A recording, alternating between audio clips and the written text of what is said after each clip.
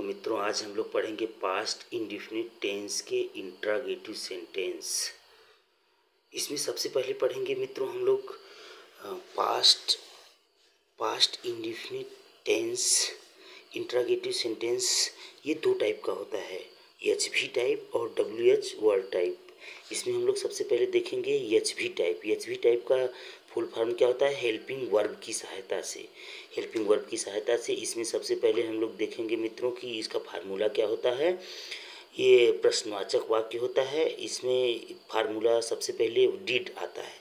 इसके हिंदी के सेंटेंस में सबसे पहले क्या आता है, इसलिए इसको डिड से, इसको हेल्पिंग वर्ब की सहायता से, डिड हमारा हेल्पिंग वर्ब है इसका, इसलिए डिड सबसे पहले लिखते हैं फार्मूला में, फिर प्लस सब्जेक्ट लिखते हैं, फिर नॉट लिखते हैं, फिर एमवी लिखते हैं, फिर ऑब्जेक्ट लिखते हैं, फिर अदर वर्ड लिखते हैं, फिर क्वेश्चन मार्क लगा देते हैं। जैसे कोई एक सेंटेंस ले लेते हैं हम लोग मित्रों, क्या रजिया स्कूल में गीत गाती थी, क्वेश्चन मार्क लगा रहेगा।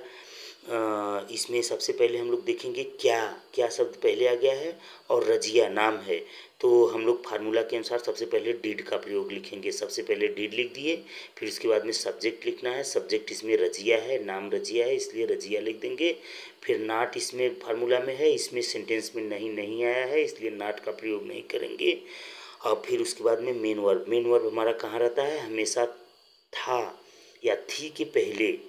गाती, गीत गाती का यानी गाना गा रही है ना, इसलिए उसका मीनिंग सबसे पहले लिखेंगे सिंग। फिर उसके बाद में हम लोग फार्मूला में कहाँ जाएंगे मित्रों, ऑब्जेक्ट जस्ट एमवी के पहले रहता है। इस सेंटेंस में सबसे पहले इंट्रोगेटिव सेंटेंस में सबसे पहले रहता है, मेन वर्ब के पहले ऑब्जेक्ट रहता है।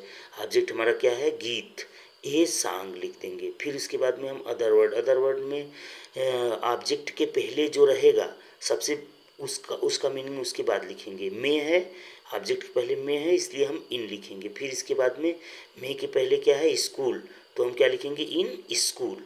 फिर ये हमारा ख़त्म हो गया, अब कोई नहीं है इसमें लिखने के लिए, तो हम लोग क्या लगा देंगे, क्वेश्चन मार्क लगा देंगे। हमारा सेंटेंस क्या बन गया, did Razia sing a song in school, question mark लगा देंगे। अच्छा मित्रों, एक सेंटेंस और देख लेंगे हम लोग, एक सेंटेंस और एग्जाम्पल में, जैसे क्या वे फुटबॉल नहीं खेलते थे।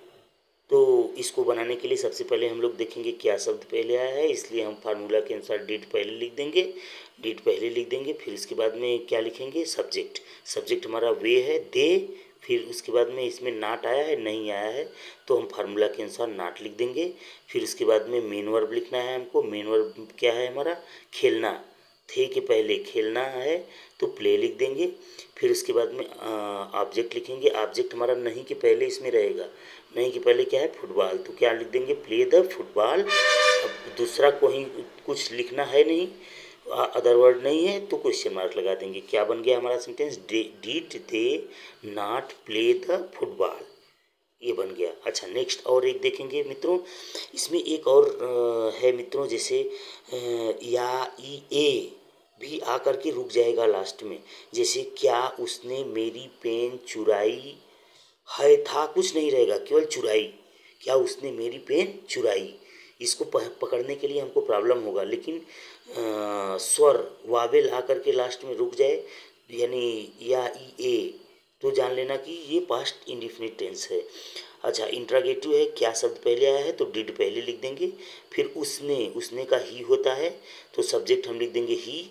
फिर नहीं आया है तो नॉट लिख देंगे। फिर चुराने का मेन वर्ब हमेशा लास्ट में रहता है, तो चुराने का लिख देंगे स्टील। फिर उसके बाद में ऑब्जेक्ट हमारा क्या है, पेन, मेरा पेन, माई पेन लिख देंगे, क्वेश्चन मार्क लगा देंगे।